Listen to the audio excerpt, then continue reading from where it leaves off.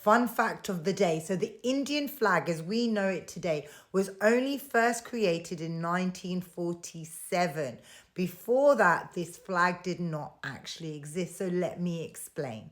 Previous to the partition of India and Pakistan and what's now known as Bangladesh, there was no Indian flag. There was, however, the British Indian flag. So this was the flag of the Raj. So I'm going to flash that here for you. And what you also had was 585 princely kingdoms which had their own individual unique flag.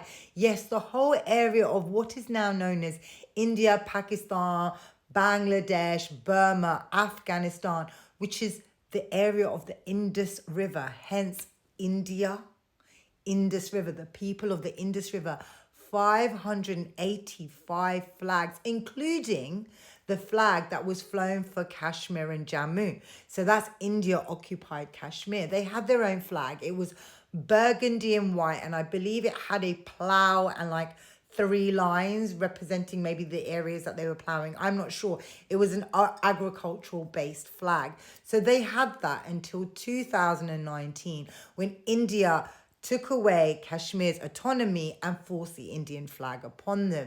Now let's talk a little bit more about the Indian flag, how it came about in 1947. As the Indian Congress fought for their freedom against the occupying British, they made a decision in 1921 that they needed a new flag to fly. They did not want to fly the flag of the British Raj. They needed a united flag. So Gandhi at the time got a designer to make a flag, and the original flag was half red, half green, and had like a wheel in the middle which represented like the wheel of a mill or a textile factory. And the reason for this is that Gandhi was very big on the idea of businesses from home, like supporting Indian businesses like Indian textiles. So those were the 2 colors. The green represented the Muslims and the red represented the Hindus. However, Gandhi was not quite happy with this design and he made a few changes. Gandhi made the decision to add a white strip to the middle of the flag. Now, this white strip is very similar to the white strip at the end of the Pakistani flag.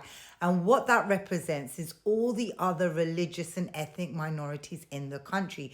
So you had the green for the Muslims, the red for the Hindus, the whites for everybody else. So that's like the Christians, the Sikhs, the Buddhists, every other minority group based in India. And again, you had the wheel in the middle. Now that flag ran till 1947, and that flag was used as part of the revolution to kick the British out of India. However, in 1947, the flag was changed. After partition, the red was changed to orange, and the wheel in the middle was changed to the 12 chakras of life, I believe it is. And now that is the modern day Indian flag. Now, as mentioned previously in this video, India occupied Kashmir had their own flag. Now, 2019, that flag was replaced with the modern day Indian flag.